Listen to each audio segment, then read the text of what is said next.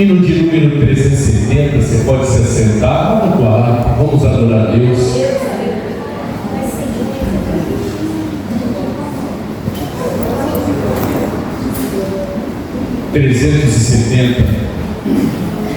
Ao meu Senhor, dá-me mais gratidão.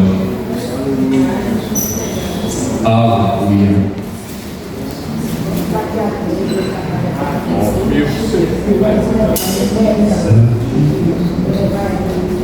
370.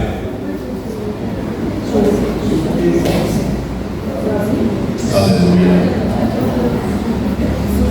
Ó meu Senhor, dá-me mais gratidão por tudo que tu fizeste por mim, por tua graça no meu coração, que me encheu de ventura sem fim.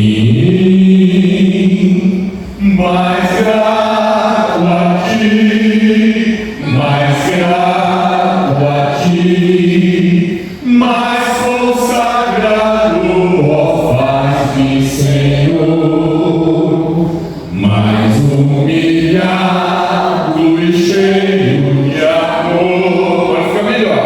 Faz-me mais grato a ti, mais grato a ti, de graça vestes ao meu coração, a santidade, a paz e a fé, gozo celeste, consolação e liberdade estar aos teus pés. Mais grato a ti, mais grato a ti, mais consagrado, ó faz-me, Senhor, mais humilhado e cheio de amor, faz-me mais grato a ti, mais grato a ti, ó meu Senhor.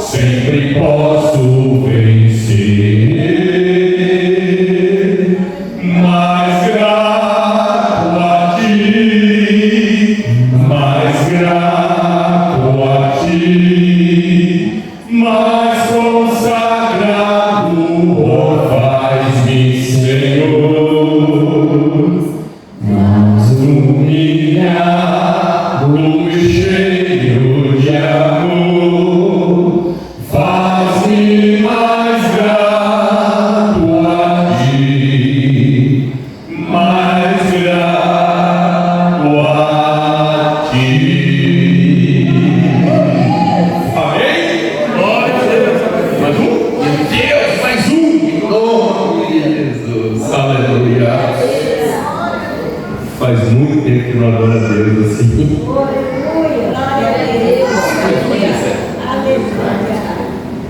Deixa eu ver aqui. Hã? 212, né? Deixa eu ver aqui.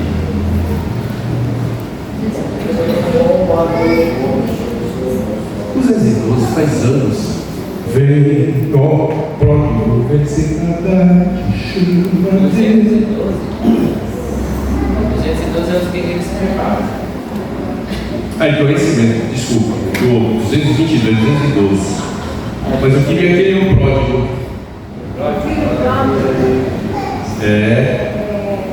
Mas vamos nos guerreiros, vai, eu estou com vontade de pelejar. Graças a Deus pela oportunidade desse pastor. 212. Os guerreiros. Dá para ser melhor. Se você adorar a Deus, os céus são ofensas. Não creio. Nós estamos aqui à toa, tá bom? Os guerreiros se preparam para a grande luta. É Jesus o capitão que avante os levará. A milícia dos remidos marcha impoluta. Cerca que a vitória alcançará. Eu quero estar com Cristo, onde a luta se trava. Num lance imprevisto, na frente me encontrar, até que eu possa ver a glória se alegrando da vitória, onde Deus vai me coroar. Eis os batalhões de Cristo prosseguindo avante. Não os desfoque, valor, combatem contra o mal.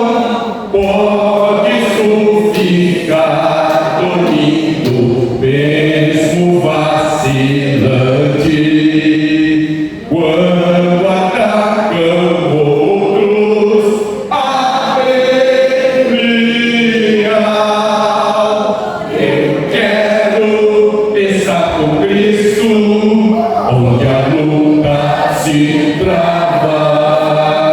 Num lance imprevisto, na frente me encontrar, até que eu possa ver a glória. Tá ficando bom, aleluia. Onde Deus vai nos coroar. Dá depressa, não vaciles, hoje Deus te chama para que Ele esteja ao lado do Senhor.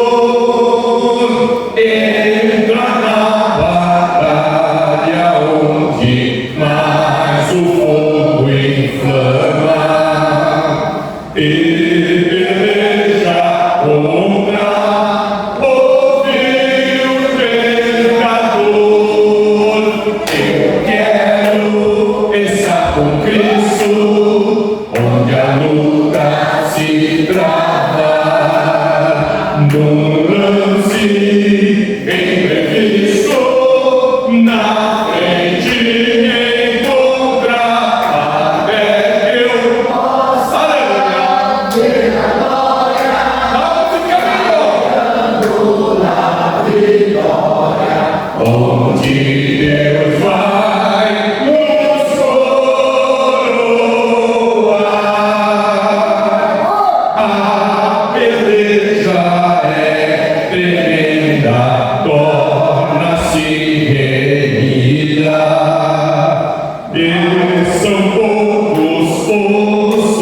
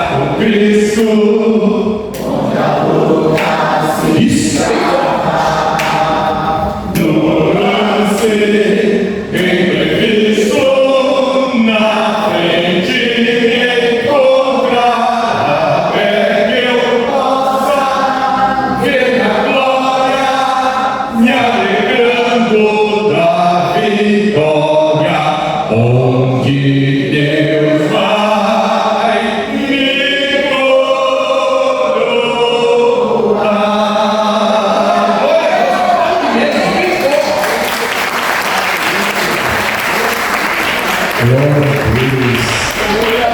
Aleluia. Glória a Jesus. A paz do Senhor, meus irmãos. Glória a Deus. Como Deus é bom. Aleluia. Sua bondade dura para sempre. Como é bom nós louvarmos ao Senhor nosso Deus, entregando a Ele aquilo que pertence a Ele. Queridos, vamos nos colocar de pé. Aleluia. Nós temos uma leitura bíblica para fazer. Evangelho que segundo escreveu São Lucas, capítulo de número 10, versículo 25. Aleluia.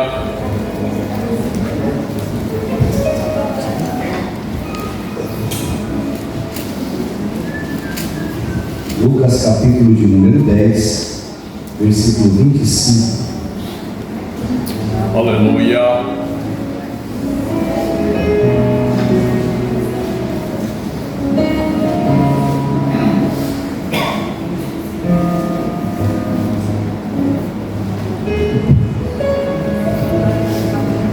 Glória a Deus. Graças a Deus. Aleluia. Quem achou, diga amém. Amém. Nós vamos ver uma leitura conjunta, intercalando aí. Eu vou ler o versículo 25, os irmãos leem o versículo 26 e aí a gente vai até o versículo 37. O 37 a gente lê todos juntos. Amém, queridos? Amém. Está escrito assim: e eis que se levantou um certo doutor da lei, tentando e dizendo: Mestre, que farei para herdar a vida eterna? E ele disse: que está escrito na lei? Como lês? E respondendo ele disse: amarás ao Senhor teu Deus de todo o teu coração, de toda a tua alma e de todas as tuas forças, e de todo o teu entendimento, e ao teu próximo como a ti mesmo. E disse: respondeste bem, faze isso e viverás. Ele, porém, querendo justificar-se a si mesmo, disse a Jesus: e quem é o meu próximo? E respondendo Jesus disse: descia o homem de Jerusalém para Jericó, e caiu nas mãos dos salteadores, os quais despojaram e espancando se retiraram, deixando-o bem nu. Ocasionalmente descia pelo mesmo caminho certo sacerdote, e vendo-o, passou de lado. E de igual modo também o Levítico, chegando àquele lugar e vendo, passou de lado. Mas certo samaritano, viajando, veio até ele e vendo-o, foi movido de íntima compaixão. e E aproximando-se a todas as feridas, aplicando-lhes azeite e vinho, e pondo-o sobre a sua cavalgadura, levou-o para uma estalagem e cuidou dele. E partindo no outro dia, tirou 2 dinheiros e deu-os ao hospedeiro, e disse-lhe: cuida dele, e tudo o que demais gastares eu te pagarei quando voltar. Qual, pois, destes 3 te parece que foi o próximo daquele que caiu das mãos dos salteadores? Vamos ler todos juntos o versículo 37, 1, 3. 1, 2, 3. E ele disse: o que eu sou de misericórdia para com ele. Disse, pois, Jesus: vai e faça da mesma maneira. Amém. Glória a Deus, aleluia. Mais precisam de oração. Amém. Oremos ao Senhor. Pai, queremos mais uma vez exaltar o teu santo nome, adorar ao Senhor na beleza da tua santidade. Dizer a ti, ó Deus querido, que é um grande prazer estarmos juntos novamente dentro desta casa, nesta feita, Senhor Deus, dados um pouco mais de atenção à tua palavra. Aonde aqui, Senhor Deus, deixaremos de lado toda a nossa distração, todas as nossas inquietações, todas as demais preocupações, colocando os nossos olhos diante do Senhor nosso Deus, colocando nossos ouvidos atentos também diante do Senhor, pedindo ao Teu Espírito Santo que nos ajude a nos concentrarmos nessa noite, Senhor, mesmo em meio ao cansaço, mesmo em meio às fadigas, depois de uma semana exaustiva no trabalho, mesmo em meio, Senhor Deus, até mesmo às dores, às preocupações, às ansiedades da vida, mas nessa noite, nesta hora, queremos deixar tudo isso diante do Teu altar e nos concentrarmos na Tua palavra, pois esta é a palavra que nos mantém de pé, esta é a palavra que nos sustenta, esta é a palavra que nos norteia, que nos guia, que nos fortalece, que nos dá ânimo para prosseguir. Senhor Deus, então ajuda-nos, Senhor, ajuda-nos a ouvir a Tua voz, não a voz de um homem pecador como esse que fala, mas a voz do Teu Espírito Santo, este amigo consolador, que intercede por nós com gemidos inexprimíveis. Pai querido, o Senhor nos deu acesso livre, nós não precisamos de intermediários, Senhor. A morte de nosso Senhor e Salvador Jesus Cristo na cruz nos garantiu acesso livre à Tua presença. Temos um novo e vivo caminho através do sacrifício de Jesus, agora diante da Tua presença, e nos colocamos diante de Ti, Senhor, como dependentes de Ti, dependentes da Tua palavra, dependentes do Teu agir sobrenatural sobre nós. Pai querido, o Senhor pode falar conosco como bem quiseres mais uma vez dentro deste lugar. Nós estamos aqui, Senhor Deus, e tenho certeza de que todos aqueles que adentram por esta porta, Senhor, sabem que aqui é a Tua voz que impera, sabem que aqui é a Tua voz que é soberana, é a Tua voz que está em primeiro lugar. Então continua, Senhor Deus, desta forma, falando conosco e alimentando para a glória do Teu nome. Nós te pedimos, Senhor, desde já, e já agradecemos também, em nome de Jesus, e a igreja diga amém. Amém. Glória a Deus. Podemos assentar, queridos. Eu quero, eu sei que os irmãos já sabem, mas é bom sempre a gente voltar a falar sobre isso. Nós, já há alguns dias, nós estamos transmitindo o nosso culto, tá bom? Através do YouTube, Facebook também não. Também, mas está sendo transmitido e fica gravado lá no YouTube da igreja. Não sei se você já se inscreveu, se você acompanha, não acompanha. Se você ainda não acompanha, se não sabia, sai agora. Então é bom a gente ter esses meios de comunicação. Obrigado, amigo. Esses meios de comunicação. Amém, amados? Glória a Deus. Queridos, o Evangelho do Reino é um Evangelho de atitudes. Se você puder repetir comigo, diga: o Evangelho do Reino. O Evangelho do Reino É um Evangelho de atitudes. Essa é a quinta mensagem desta série de mensagens. É tempo de cuidar uns dos outros. Essa quinta mensagem tem como tema vivendo um Evangelho de atitudes. Nós estamos chegando no final e a próxima mensagem, porque na sexta-feira que vem é a outra, né? Que é das cabanas, é a outra. Isso. Então na sexta-feira que vem a gente vai encerrar esta série de mensagens, e a última mensagem ela é muito importante, tá bom? Ela fecha um ciclo, ela amarra as pontas e ela vai trazer para nós um entendimento muito claro, muito objetivo. Deixa eu até trazer aqui para você o tema, para você já preparar o teu coração. O tema da próxima mensagem, a última mensagem, é agradar e não agradar-se a si mesmo. Você pode repetir comigo? Agradar e não agradar-se a si mesmo. É o tema da próxima mensagem que nós vamos Aleluia. meditar, encerrando essa série de mensagens. É tempo de cuidarmos uns dos outros. Como disse, o Evangelho do Reino é um evangelho de atitudes, mas que atitudes e qual a finalidade?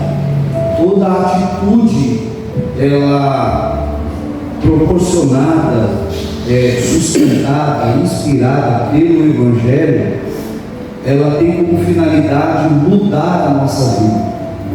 Queridos, um cristão que se diz cristão, ele não tem a vida dele transformada, não tem como ele dizer que é um cristão. Me desculpe, talvez isso seja um choque para algumas pessoas que ainda acham que podem viver de qualquer maneira, podem viver de qualquer forma, podem fazer o que quiserem.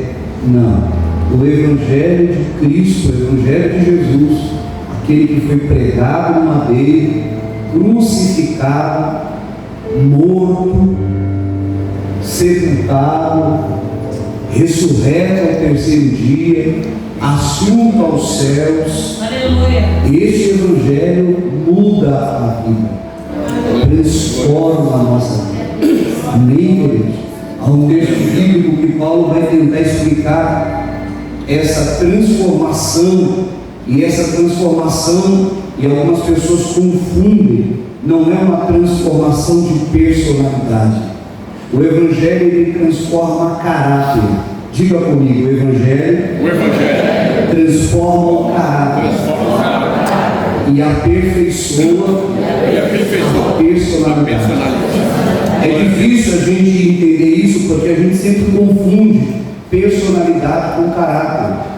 Caráter não tem nada a ver com a personalidade da pessoa. Personalidade é aquilo que a pessoa desenvolve, é aquilo que nasce com ela e é o que baseia as suas atitudes. Às vezes tomamos atitudes precipitadas porque a personalidade da pessoa ela é um pouco voltada a precipitações. Outras pessoas de personalidade um pouco mais tranquila demoram um pouco mais para tomar decisões. Então há uma diferença de caráter. Caráter, às vezes, ele é distorcido. É o que Paulo vai dizer, que aquele que mentia, ele não mente mais, porque a mentira é uma distorção de caráter. Aquele que roubava, não rouba mais, porque o que rouba também tem um caráter distorcido. Aquele que adulterava, não adultera mais, porque o adultério também é uma deformação de caráter. Então, as pessoas precisam entender que o Evangelho do Reino, o Evangelho de Jesus, ele transforma a nossa vida, ele muda o nosso interior e, consequentemente, queridos, mudando a nossa vida, vai também trazer uma mudança às nossas circunstâncias de vida.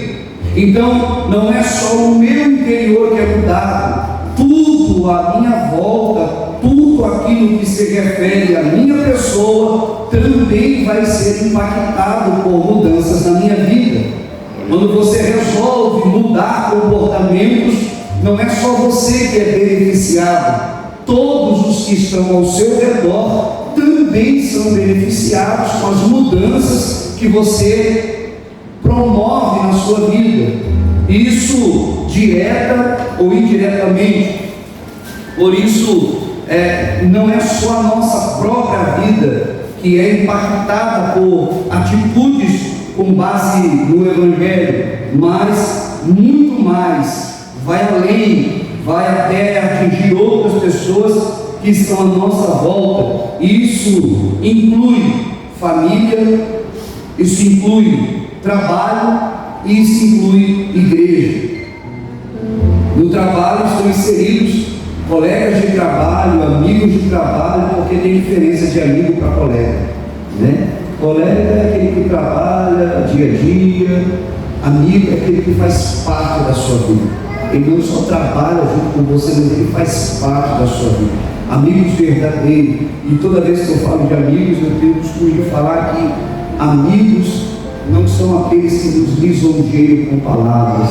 Amigos não são aqueles que só falam aquilo que gostamos de ouvir.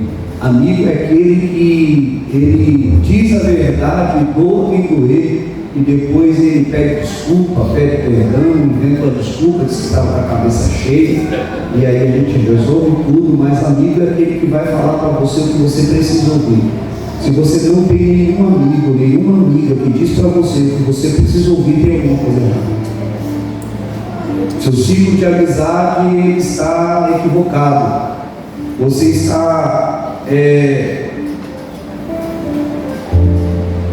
prendendo pessoas ao seu redor só para satisfazer seu ego, seu orgulho. A gente vai falar um pouquinho sobre isso depois, mas vale a pena a gente já dar colocar isso também como parte da introdução, porque às vezes as pessoas que nos falam a verdade, a gente coloca um X como inimigos.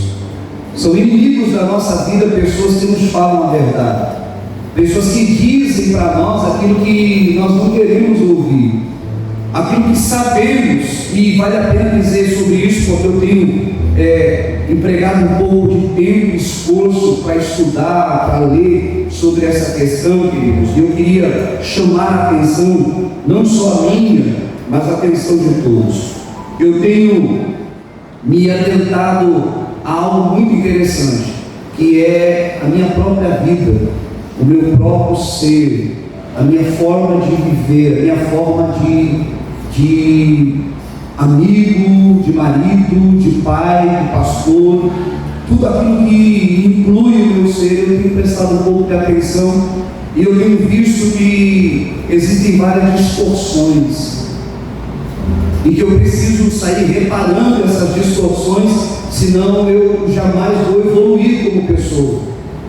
E se você quer evoluir como pessoa, você precisa olhar a Bíblia e entender o que ela diz, quando Paulo fala assim que a gente precisa olhar para si mesmo.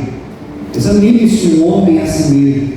Depois coma do pão, beba do cálice, mas examine-se a si mesmo. Paulo não está dizendo, depois que você se examinar, não beba, não coma. Não, Paulo não está dizendo isso. Paulo está dizendo assim, antes de você comer, examine-se a si mesmo.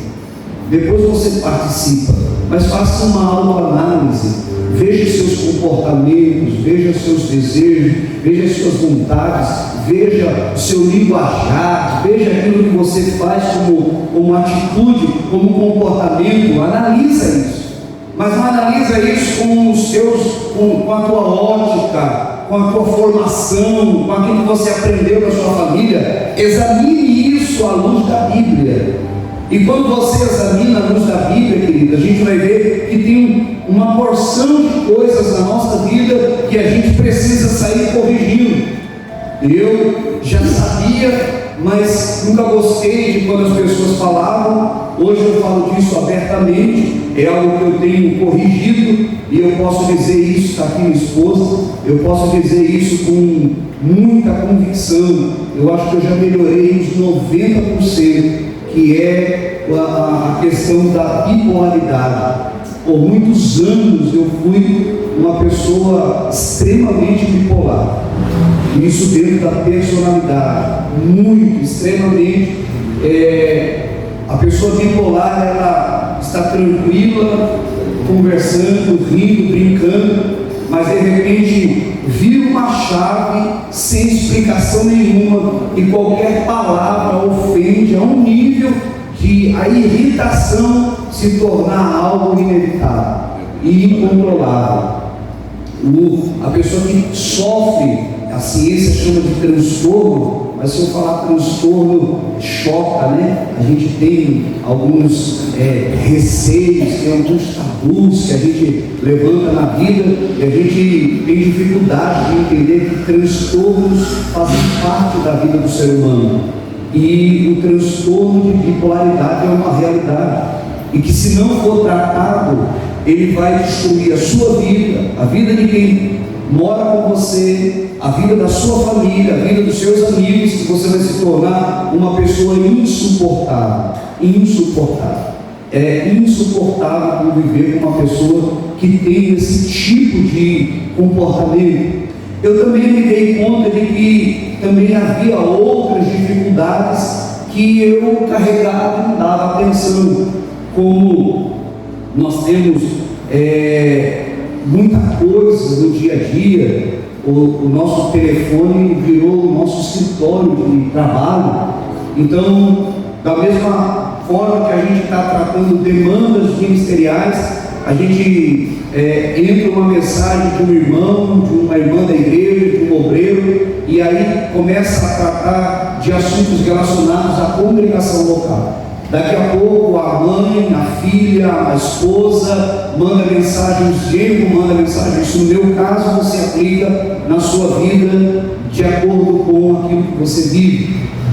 E aí, aquilo que era uma demanda ministerial já embolou com a demanda da igreja local e já colocou no meio uma demanda familiar, e as demandas pessoais estão aí também rodando junto. Quando você vai ver, você deixou de cumprir tarefas, você se confundiu em algumas tarefas, e se você não levar isso a sério, você se torna uma pessoa com algumas questões na vida, como a que eu estou tentando recuperar, e que eu acabei caindo em mim. Falei assim, eu acho que eu tenho essa questão, que é o procrastinador. O procrastinador, ele sempre encontra uma desculpa para deixar as coisas para depois. Ele acha que, não, daqui a pouco eu faço, mas o procrastinador, ele não se dá conta de que o déficit de atenção que ele tem vai fazer com que ele esqueça aquilo que ele falou que ia fazer depois. E aí ele não acaba fazendo nem uma coisa nem outra, quando vai ver, já gerou transtorno familiar, uma dificuldade da igreja local. E como um pastor, eu não posso ter isso. Eu preciso ser equilibrado, eu preciso ser racional em algumas áreas, e eu preciso entender que as demandas das quais eu vivo, elas não podem me sufocar.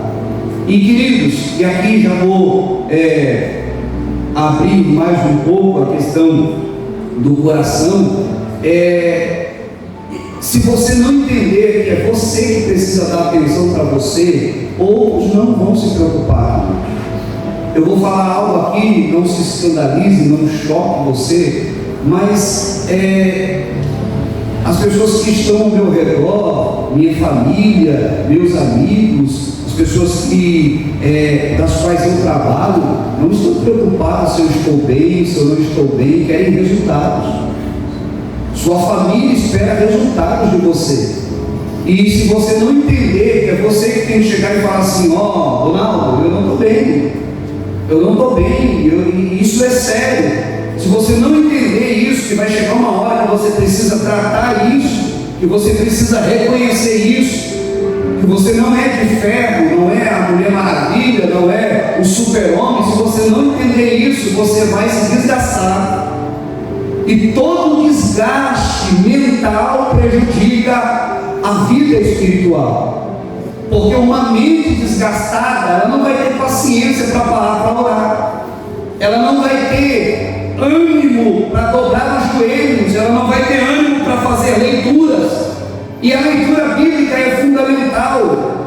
Então, é preciso a gente olhar, fazer esse exame, esse olhar introspectivo que Paulo fala, queridos. E aí, novamente, eu vou continuar batendo nessa tecla para vocês, para quem está nos assistindo agora, para quem vai assistir depois.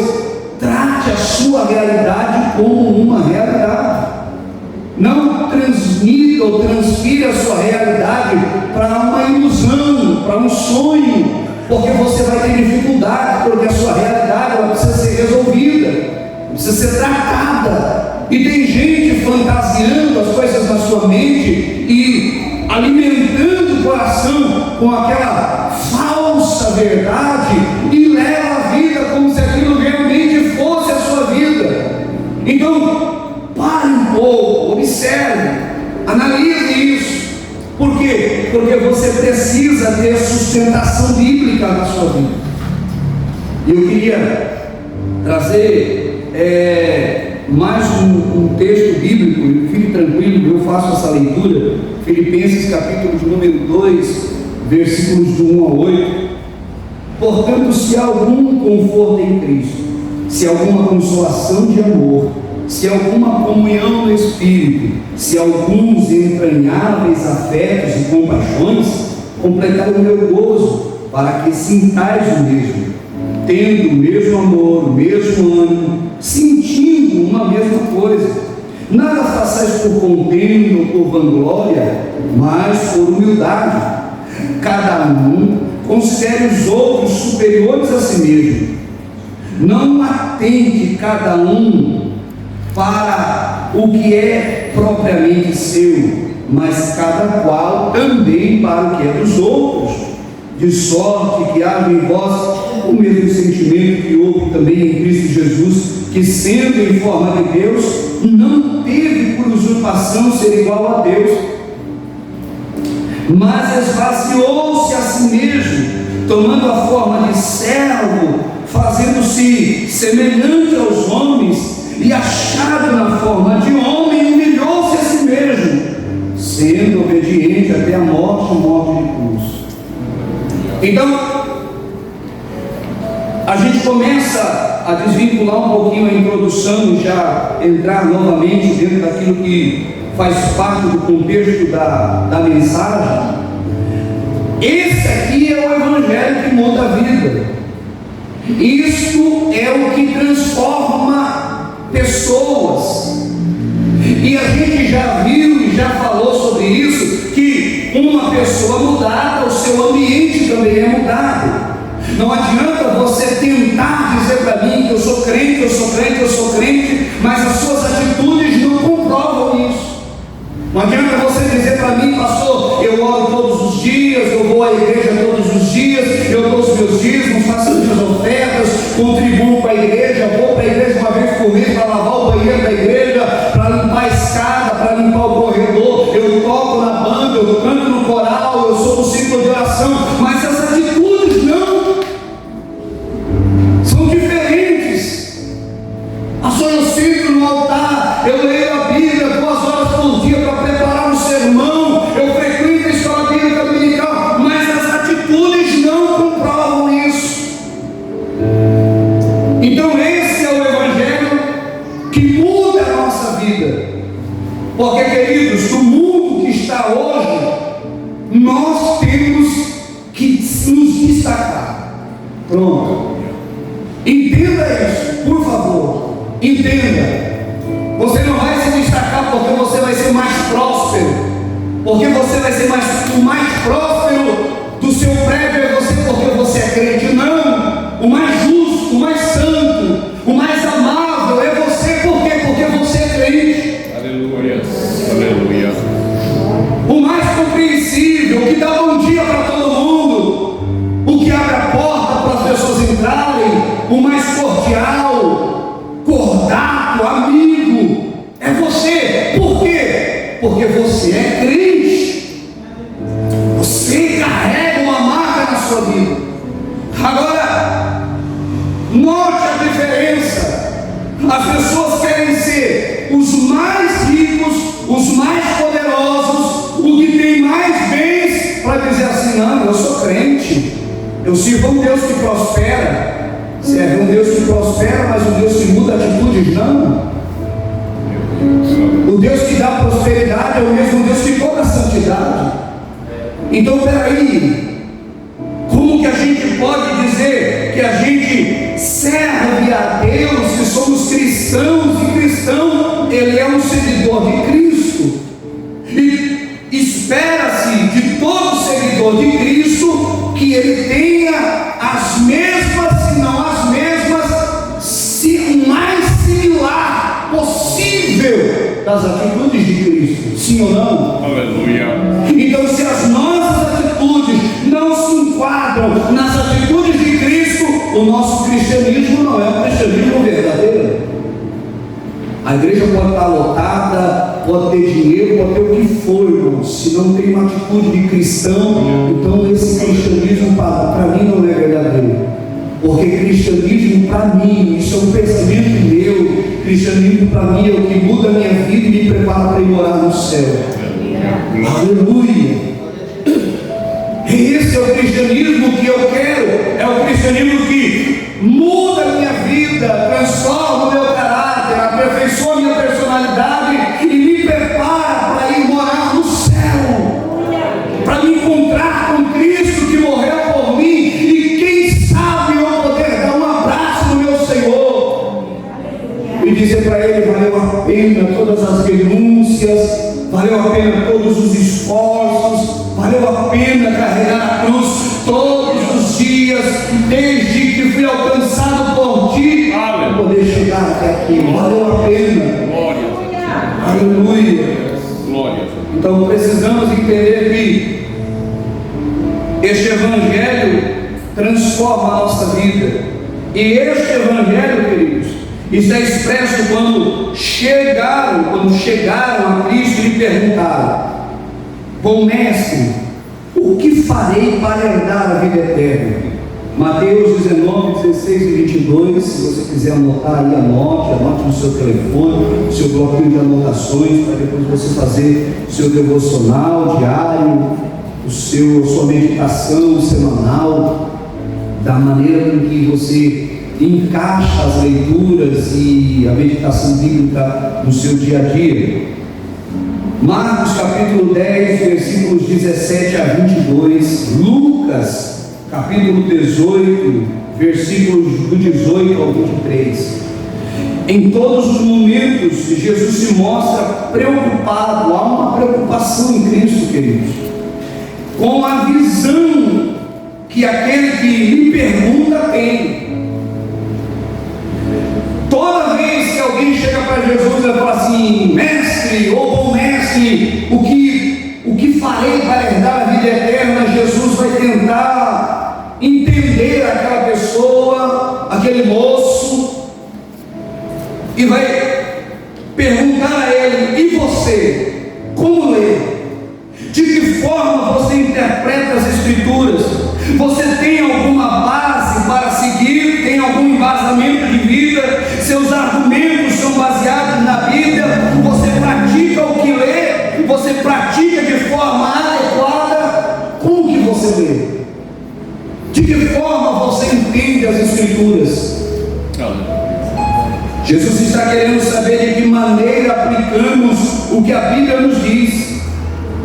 Cristo está nos observando, amados, vendo nosso comportamento, nossas atitudes.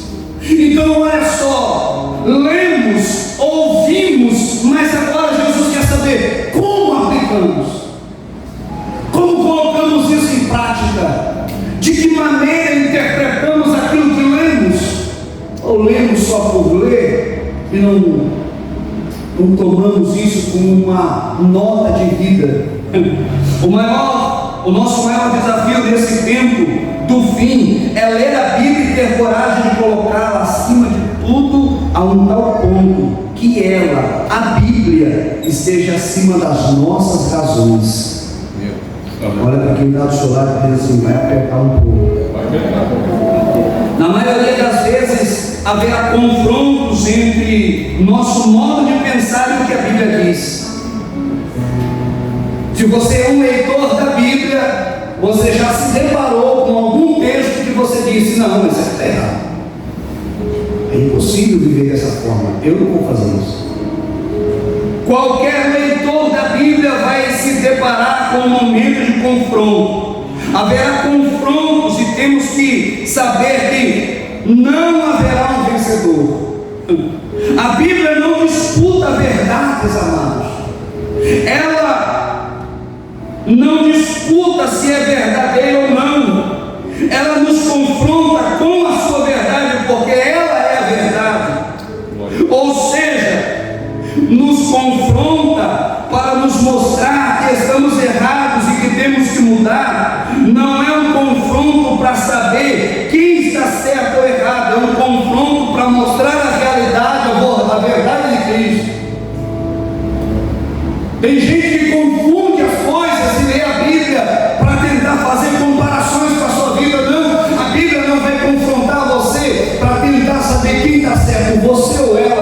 Bíblia vai nos confrontar para que a gente mude de vida, para que a gente mude o comportamento, para que a gente mude o linguajar, a forma de falar, para que a gente mude a forma de pensar. Aleluia, pastor. Dá para mudar a forma de pensar? Claro que dá. É só você alimentar a sua mente com aquilo que é bom.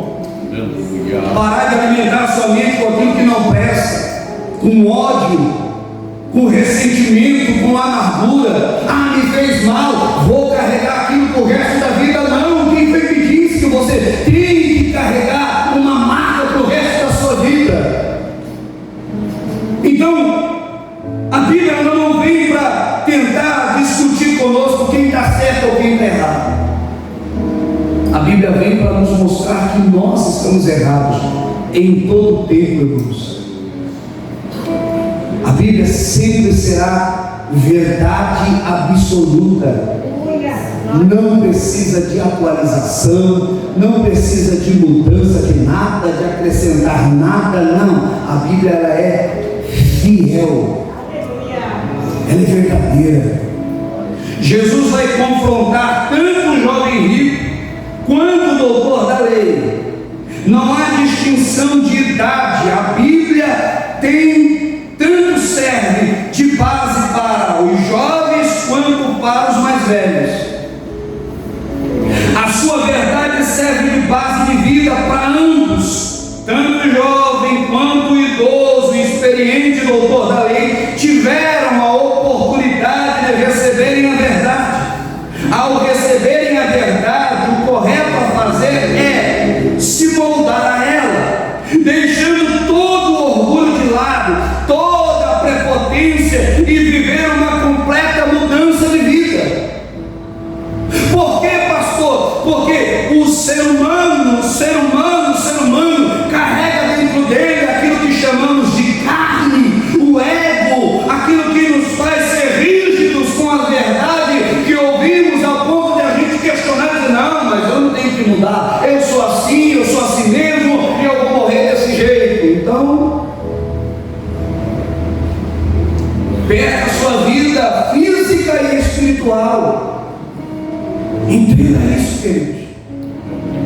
Entenda esse confronto que Jesus tem com o jovem rico e com o doutor da lei, com aquele que nós fizemos a leitura hoje.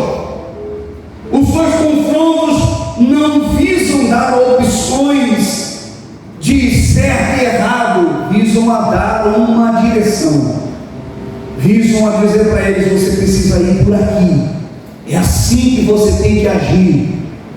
Não é deixar aberto para que a gente possa ir fazendo adaptações na nossa vida, queridos. A Bíblia ela não pode sofrer adaptações à nossa vida. É a nossa vida que tem que se adaptar a ela.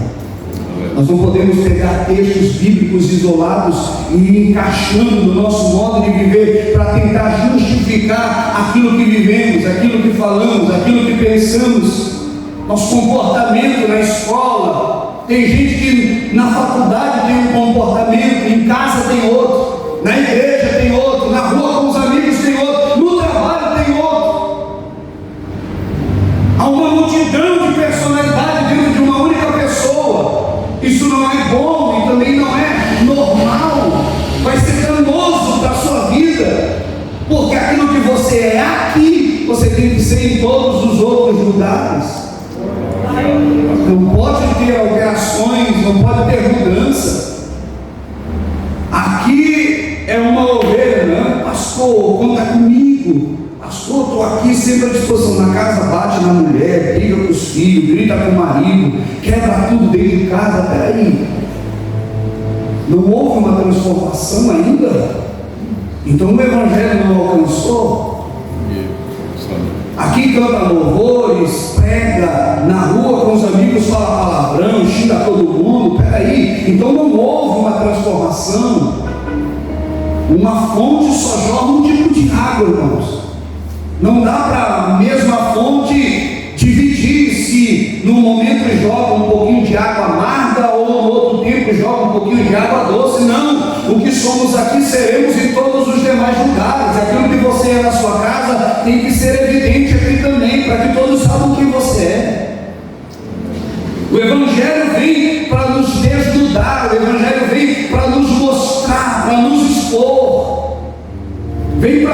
fazer com que a gente seja verdadeiro em todos os ambientes, com todas as pessoas, honestos no falar, precisamos ser honestos no falar. Não fale o que você não vai fazer, e se você vê que vai fazer, se você falou que vai fazer e não vai dar para fazer, corrija, justifique, aprenda a viver uma vida embasada na verdade, no comportamento sério. Eu sou uma pessoa muito extrovertida, faz parte do meu temperamento, eu sou muito brincalhão, eu gosto de brincar, e não é aqui na igreja, durante o culto não, em todos os lugares, irmãos. Em todos os lugares. Eu entro numa farmácia 2 horas da manhã, só eu e a minha esposa, ou sozinho, surgiu a oportunidade, sério. Se eu ver alguma coisa que me chama a atenção, eu vou fazer uma piada. Não tem jeito, faz parte daquilo que eu sou. Então, se você me vê fazendo uma piada com alguém na rua, num lugar, você olhar, cara, esse é meu pastor dele, porque é assim que ele é, dessa forma que ele é, e assim eu sou dentro da minha casa, assim eu sou com as pessoas ao meu redor, mas eu não deixo de ser uma pessoa de caráter, séria, honesta. É visível, por quê? Porque eu preciso passar aquilo que é em mim de essência cristã. E agora eu vou tentar desmistificar algo. Não é porque eu sou assim, não, eu não sou assim, Cristo me fez ser assim. Eu era uma pessoa irritante de estar por perto, com uma mentalidade completamente distorcida, mas Cristo pegou e fez com que a mudança houvesse através do Evangelho. Então, queridos, se não há mudança, se não há esse confronto, então há uma adaptação. Das duas, uma, amado, ou a gente está se adaptando, ou a gente então resolve ir para o confronto e resolve mudar de vez. E toda mudança dói, fique tranquilo.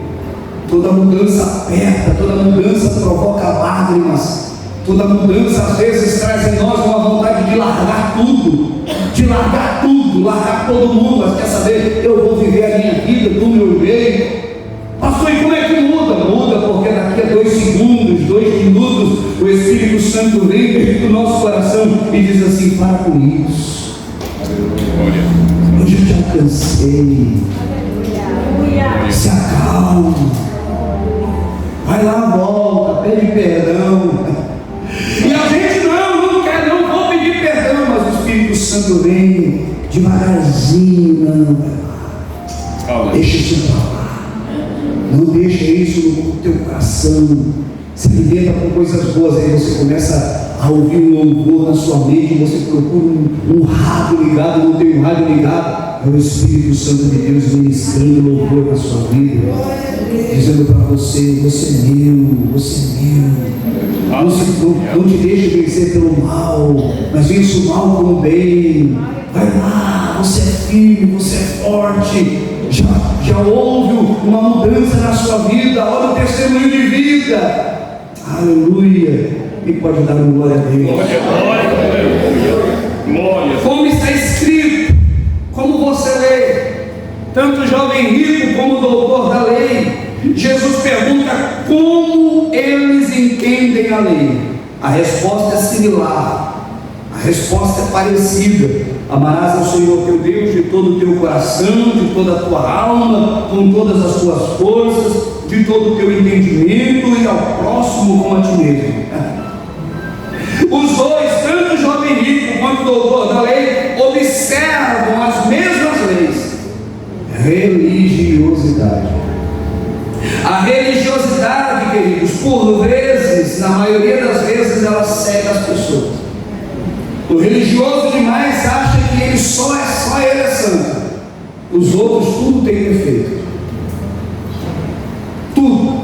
Para ele ora, ele lê, ele é santo, puro, meus pensamentos. Os outros, tudo errado, tudo pecador. A resposta de Cristo a ambos, ao doutor da lei e ao jovem rico, segue também no mesmo sentido, apontando sempre para o próximo, tentando tirá-los do foco, tirá-los de cena. Respondeste bem, faze isso e viverás. Não há evidência de que viviam de conformidade com isso. Observar parte dos mandamentos não é observar, é adaptar, e adaptação para uma autossatisfação.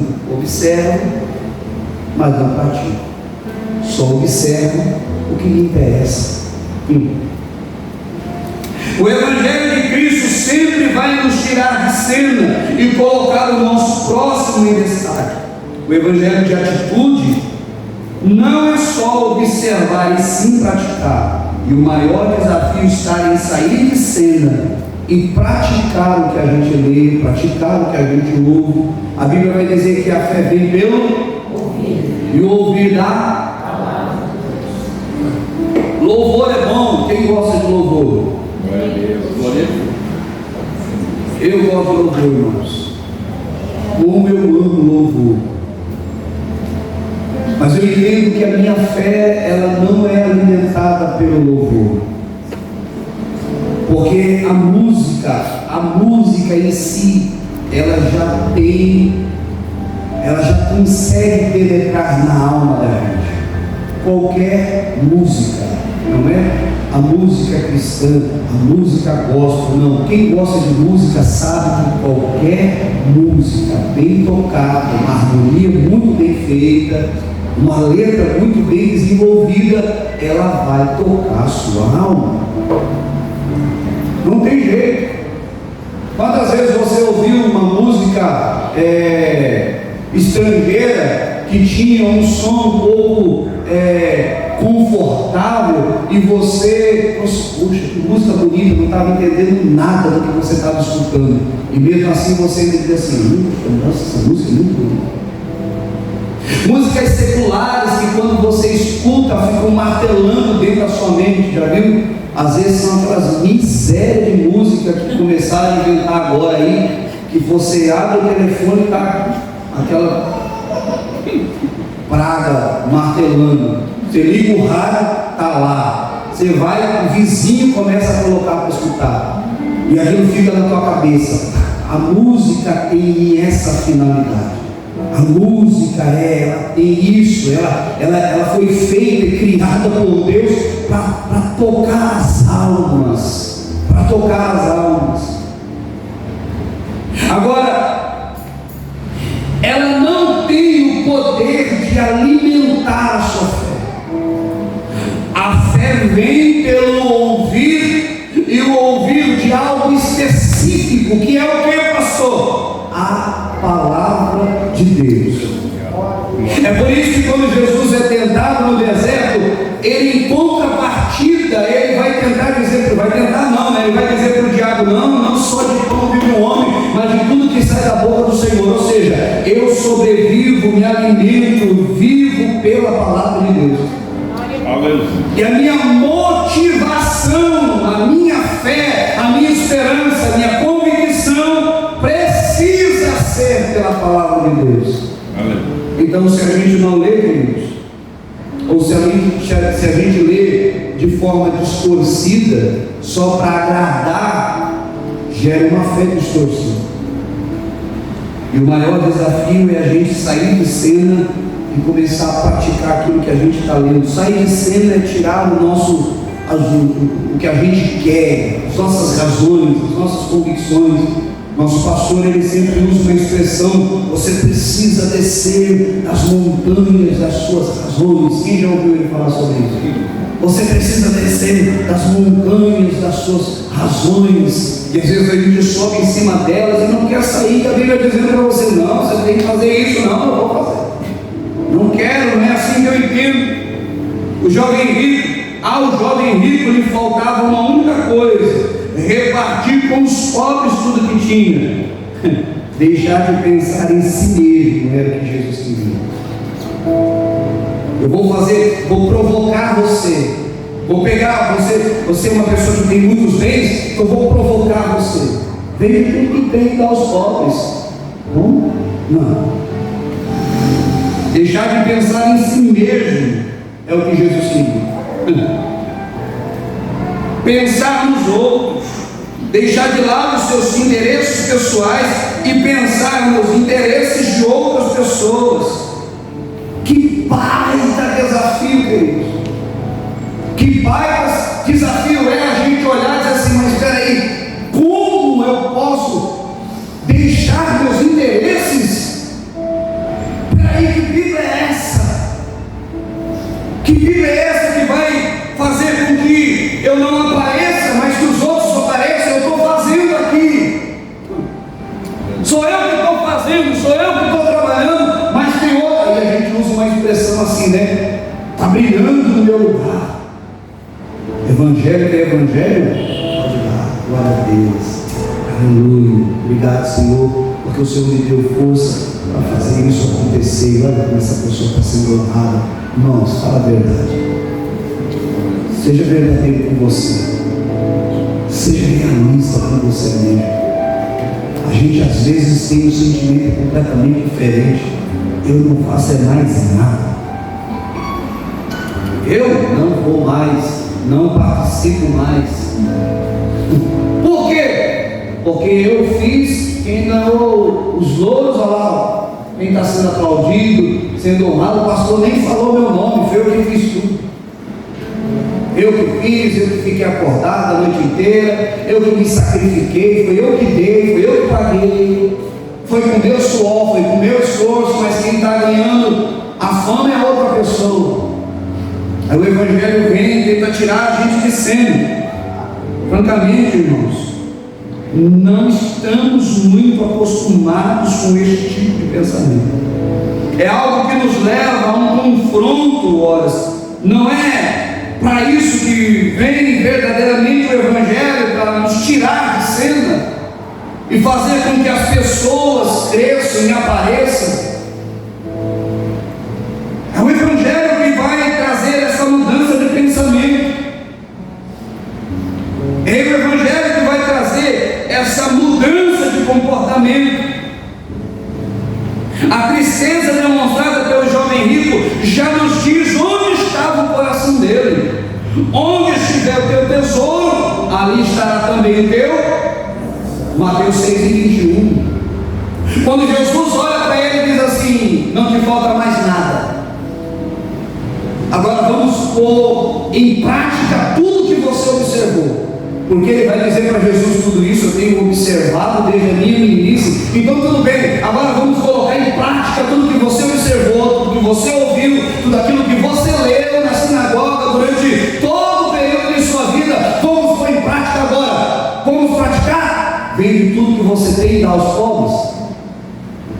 Aquele moço se entristece no coração, começa a sair, começa a ir embora. Jesus cruza os braços, isso é um pensamento meu, tá bom? Não está escrito, é um pensamento meu. Jesus cruza os braços, fica olhando para ele, aquele moço vai andando, se mistura na multidão. Jesus olha para os seus e os seus diz assim: Senhor, e aí?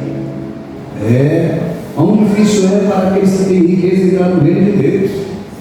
E todos observando o moço, e aí alguém diz assim: Senhor, então é impossível para o homem se salvar. Aí Jesus olha para ele e diz: claro que é, para os homens sim, mas para Deus tudo é possível. Então o problema não é a riqueza, o problema é o coração. O problema não é o que temos, o problema é quanta atenção a gente dá para isso, o quanto isso nos prende, o quanto isso nos aprisiona. E eu digo isso, já disse isso aqui algumas vezes e digo de novo: tem gente que é escravizada pelo que tem, não consegue ter mais, não é porque não corre atrás, não é porque não trabalha, não é porque não vem recurso, não, é porque ele é tão preso àquilo que tem que não tem espaço para mais nada. Está tão escravizado, a mente está tão focada no material que ele não consegue entender que o espiritual é infinito, é maior, é eterno, infindável são as coisas que Deus tem reservado para você. O que você não ouviu, o que você não ouviu, o que você não sentiu, é as coisas que Deus tem reservado para você. Para de ficar pegando aquilo que você ouve, aquilo que você vê, aquilo que você sente, armazenando no seu coração, se trancando e achando que aquilo ali é a sua vida, achando que você vai viver só aquilo, achando que aquilo ali é tudo que você tem. Não é, Deus tem muito mais, mas você precisa se abrir, precisa abrir sua mente, precisa abrir seus olhos, o seu coração. Para quê, pastor? Para viver de fato o que Deus tem reservado para a sua vida, porque a sua mente ainda não entendeu. Aleluia. É aí onde se cumpre. Os pensamentos de Deus são mais altos do que os teus. Quando você está pensando aqui, Deus já está pensando, ó, lá em cima.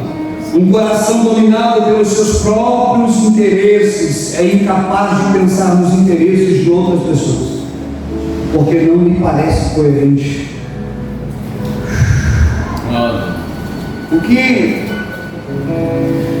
é tão importante para você, o que for valioso para nós, é aí onde o nosso coração vai estar, irmãos.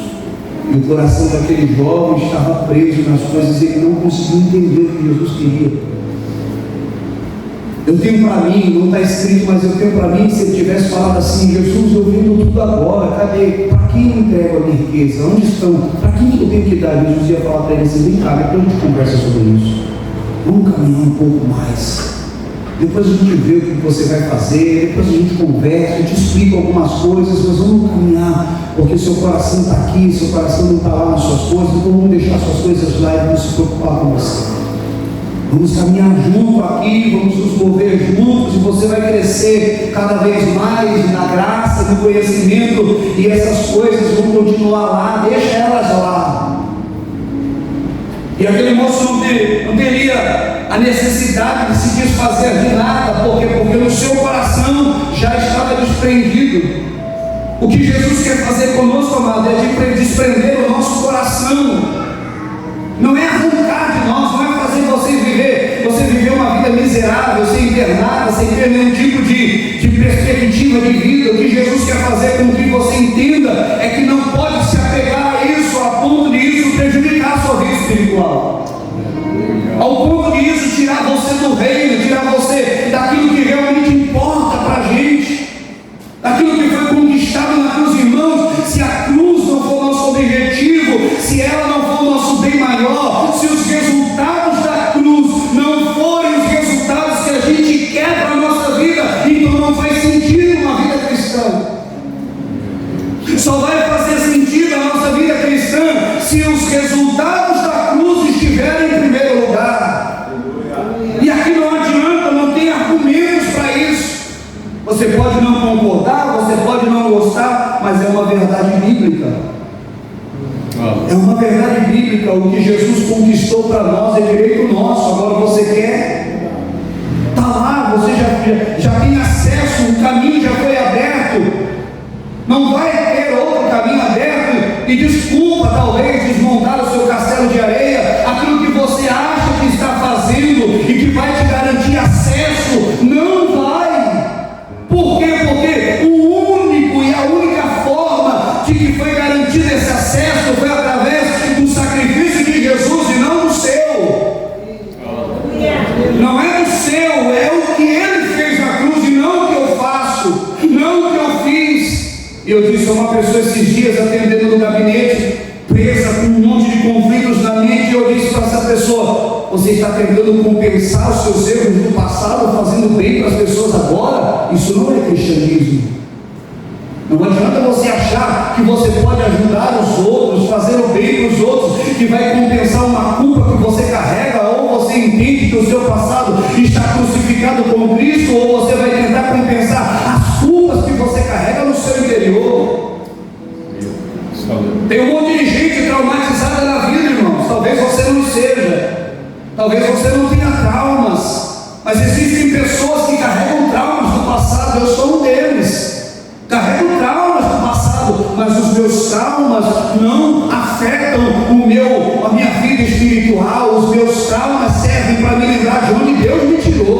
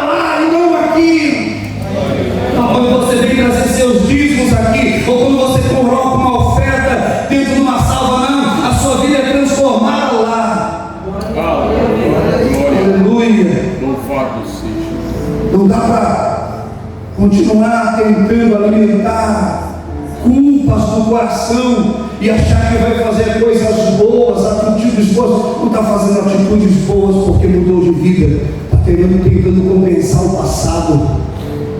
E quando é que você vai entender que o seu passado está cravado naquela cruz? Viva o seu futuro olhando para Jesus, querido. Siga adiante a sua vida, para de olhar para trás, para de ficar preso a coisas do passado. Olhe para Jesus, a Bíblia está dizendo: olha para Jesus, Ele é o autor e consumador da sua fé. Olha para Jesus, então siga adiante olhando para Ele. As coisas que já passaram, já foi, tudo se fez novo, e viva o que a Bíblia diz. Ao doutor da lei, Jesus afirma que seus pensamentos estavam certos. Olha que coisa linda isso aqui. É muito forte, irmãos. É muito forte.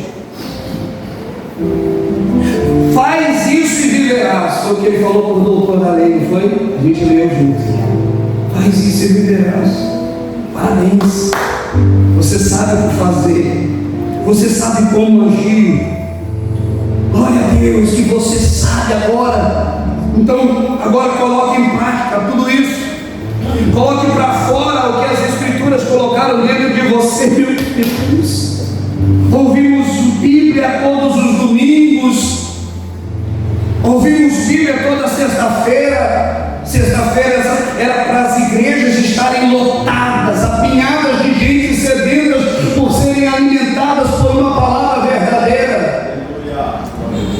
Alimentadas por uma palavra de fé, por uma palavra que vai alimentar o interior, para que quando você sair daqui, você possa colocar para fora tudo aquilo que Jesus colocou através da palavra dentro de você. E nosso maior desafio é praticar o que lemos nas Escrituras. Amar a Deus, sim, todos dizem que amam. Está cheio de postagens em rede social, está cheio de frases de para-choque de caminhão, está cheio de frases no para-brisa de carros, autoadesivos, está cheio de frases no status do WhatsApp. Coloca um monte de coisa na porta da casa, abre uma Bíblia no Salmo 91 na sala de casa. Está cheio de gente que diz: não, eu amo, queridos.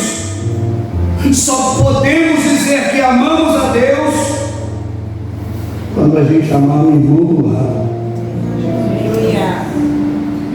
Amar ao próximo depende. Se não me causou nenhum mal, talvez eu ame. Ora, se dissermos que estamos na luz e odiarmos o nosso irmão, até agora estamos em trevas. 1 João capítulo 2, versículo 9 e 8. Põe para mim, por favor, recebe. 1 João capítulo 2, versículo 9. Eu quero ler isso, amados. Eu quero ler essa verdade para nos longe dia após dia. Olha que verdade forte é para a nossa vida. Aquele que diz que está na luz e aborrece o seu irmão, até agora está em... Meu Deus, coloca o 10. Aquele que ama o seu irmão está na luz e nele não há escândalo. 11. Mas aquele que aborrece a seu irmão está em trevas e anda em trevas e não sabe para onde deve ir, porque as trevas lhe cegaram os olhos. Isso aqui não é uma brincadeira, não é um conto de fadas, isso aqui não é um script de um filme de Hollywood, não. Isso aqui é a Bíblia Sagrada, inspirada pelo Espírito Santo de Deus, dos homens que deixaram de viver para viver uma vida de sacrifício a Cristo Jesus, plantando igrejas, abrindo igrejas. Isso aqui foi o Espírito Santo de Deus que inspirou João falando.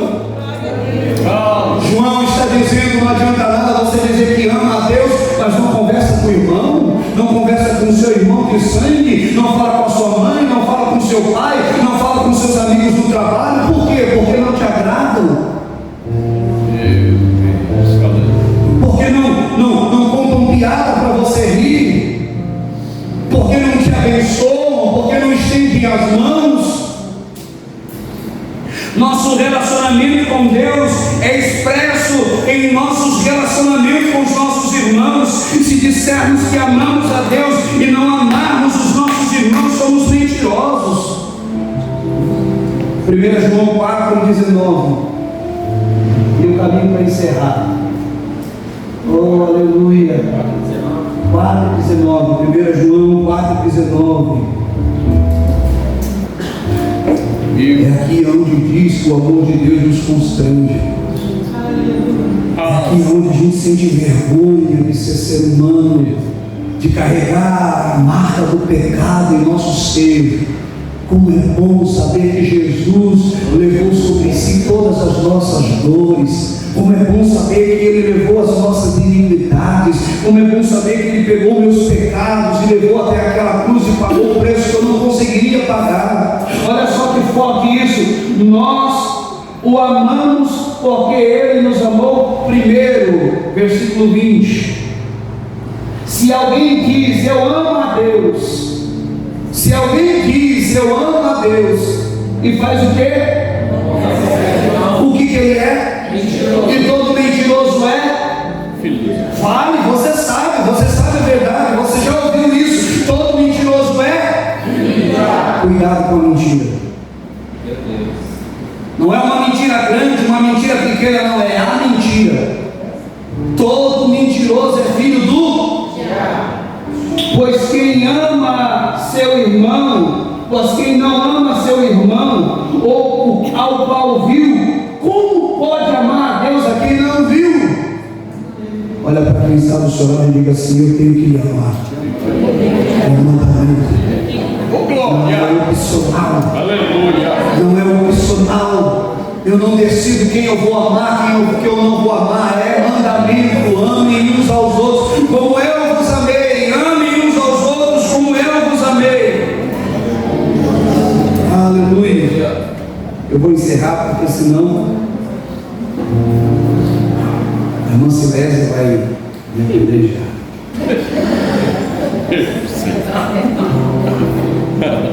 Aleluia. Glória a Deus.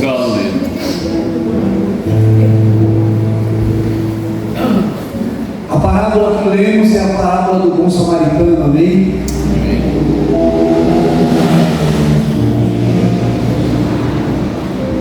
Esse samaritano tinha muita coisa em jogo. Havia o seu orgulho, seus sentimentos. Ele era um samaritano, odiava o povo de Deus. Dividir o que era seu com alguém desconhecido já era muito desafiador. Agora, dividir o que era seu com um judeu era o fim. Era o fim. Tem gente que tem dificuldade de dividir o que é seu com quem ama, com quem convive dentro de casa. Agora imagine você dividir o que é seu com quem você não conhece, pior, com quem não merece, ou na nossa opinião não merece. Porque a gente julga pessoas e a gente olha e diz: não, essa pessoa não merece isso, essa pessoa não merecia isso. Quem deveria ganhar isso era fulano, e não essa pessoa. A gente ainda fala isso. Concluímos. Sem se preocupar com o que iriam falar, sem demora ele deitou azeite e vinho sobre as feridas do homem caído, colocou-o sobre a sua cavalgadura e levou-o para uma estalagem. Meu Deus! Havia um limite, havia uma barreira entre o samaritano e o judeu. E o que o samaritano fez? O que os outros dois não fizeram. O que o sacerdote não fez, o que o levita não fez, o samaritano, aquele que era humilhado, aquele que era afrontado, resolveu quebrar a barreira e fazer aquilo que os outros deveriam fazer e não fizeram. No momento mais difícil daquele homem, o samaritano era quem tinha tudo que ele precisava para ajudar. Quem é o seu próximo? O evangelho de atitude, deixa eu fechar isso aqui senão. O evangelho de atitude vai fazer com que a gente enxergue os nossos próximos. O evangelho de atitude vai fazer com que o nosso comportamento seja completamente mudado, não só dentro da igreja, mas dentro de casa.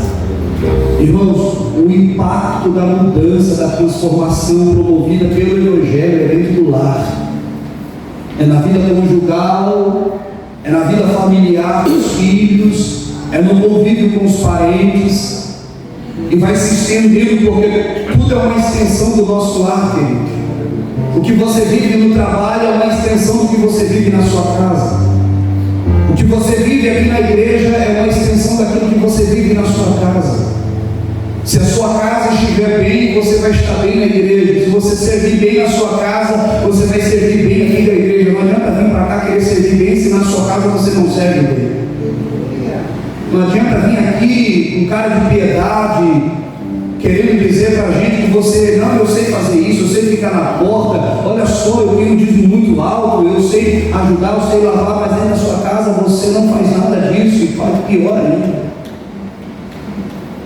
Então, a sua casa é lá que tudo começa.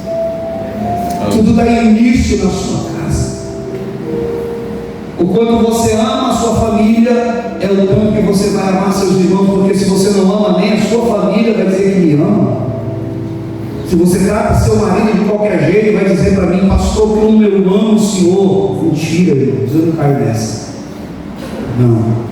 Pastor, eu amo a sua vida, mas xinga a esposa, xinga os filhos, fala palavrão em tudo quanto é lugar, é avarenta. Vem dizer que me ama, não. Eu não caio nessa. Eu recebi uma vacina. O Espírito Santo de Deus me vacinou com discernimento. Não é duro às vezes você carregar discernimento espiritual, porque você não pode julgar pessoas pelo aquilo que se discernem, porque pessoas são mudadas gradativamente pelo Espírito Santo de Deus. Queria que você ficasse de pé. Quem está disposto a viver o Evangelho de atitudes, quem está disposto a aplicar o Evangelho na sua vida, não é nada fácil. Aqui não tem ninguém vendendo um terreno no céu. Não, eu não vou vender terreno no céu para ninguém. Eu não vou viver uma vida de ilusão, uma vida de mentira. Aquele moço que escreve aquela canção, é ele. Alguém já, acho que a igreja já deve ter ouvido. É ele, por ele que eu estou gastando a minha vida, perdendo tudo com amor e com alegria, todos os meus dias. Quem não entende a motivação não vai entender como escutar. Precisa entender a motivação. Precisa entender a motivação. Aleluia. Quando eles começaram a despontar, conversando entre eles, o compositor, a esposa, e foram perguntar: a gente precisa colocar uma conta para poder receber os recebíveis do sucesso que vai ser. Eles resolveram: não, isso não é nosso. Essa música não é nossa. Essa música é da igreja. Que coisa, irmãos. É aqui onde entra a verdade do Evangelho. É aqui onde entra aquilo que Jesus estava dizendo ao jovem rico. Aquilo que Jesus tentou dizer para o doutor da lei. Você não vai perder tudo abrindo mão de bens materiais. Você vai perder tudo quando você abrir mão das suas opiniões, das suas razões, das suas convicções. Quando você não agir mais por conta própria, e quando você precisar agir, você consultar a Deus primeiro. Quando você precisar tomar uma decisão, viu, André? É oração, meu irmão. Porque às vezes o cobre parece ouro, André. Aleluia. Às vezes o cobre parece ouro. Se for muito bem polido, pegar alguém que não enxerga nada como eu, tirar os meus óculos e dizer: aqui, pastor, eu estou lhe dando ouro. Nem tudo que reluz nem tudo aquilo que vem recheado, que vem muito bem, sabe? Aquele bolo, quando você olha, estava com desejo de comer um bolo, ele saiu de noite para comprar bolo, usou a desculpa que era aniversário da Tayane, não comprar bolo, mas era eu que queria comer o bolo. E eu olhei o bolo na vitrine e falei assim, é esse, desse tamanho de recheio. Eu falei assim, é esse, o bolo é desse tamanho. Eu falei assim, é esse, filha, vamos levar esse aqui. Levei, comi um pedaço, não comi mais, está lá em casa. Porque não era nada daquilo que eu tinha expectativa. Por isso, André, oração, meu. Está difícil agora, mas oração. Nada sem oração. Diz o Senhor para o seu coração. Nada sem oração. Quando você profeta para ficar profetizando um monte de conversa que não, você quer ouvir Deus falar, vai para a oração, você vai ouvir Deus falar contigo. Vem para o culto, vem para ouvir a palavra, abre a palavra na sua casa, Deus vai falar com você. Quantos recebem essa palavra? Aleluia. Glória. Feche os seus olhos. Aleluia. Pai, em nome de Jesus. Aleluia. Eu sei que aqui existem pessoas que receberam essa palavra. Aleluia. Eu sei que alguns daqueles que estão nos assistindo também receberam essa palavra. Alguns, Senhor Deus, que vão ouvir essa mensagem, ver este culto, Senhor Deus, nos dias seguintes, também vão entender esta palavra. Esta palavra não é minha, não vem do meu coração, não tem sentimentalismo nesta palavra, Senhor Deus. A única motivação desta palavra é o Espírito Santo de Deus. E nós nos aplicamos, Senhor Deus, a fazer com que a Tua palavra seja ministrada, Senhor Deus, ao ponto de confrontar até mesmo aquele que prega, até mesmo aquele que fala, levando-nos, Senhor Deus, a tomar atitudes, mudando o comportamento, Senhor Deus, pegando todos os pensamentos e levando-os cativos diante do Senhor, para que o Senhor possa aperfeiçoar os nossos pensamentos. Nós, Senhor, nos humilhamos diante de Ti agora. Nós nos humilhamos diante da Tua presença neste momento, reconhecendo o Teu senhorio, reconhecendo o senhorio da Tua palavra, e pedimos ao Senhor, nos ajuda a aplicar aquilo que ouvimos. Ajuda, Senhor Deus, a acrescentar a nossa fé se aperfeiçoar, Senhor Deus, porque a fé vem pelo ouvir da Tua palavra, é a pregação do Evangelho genuíno e verdadeiro, que vai fazer com que a gente tenha fé para seguir adiante, porque se for por vista, Senhor Deus, não dá para viver mais. A corrupção está aí, o país está entregue à corrupção. Olha, Senhor Deus, a política desacreditada, até mesmo o judiciário desacreditado, aqueles que deveriam ser rígidos com a lei estão descumprindo regras, estão descumprindo leis em benefício próprio. Senhor, está tudo um caos, uma bagunça, e por vista não dá para andar mais.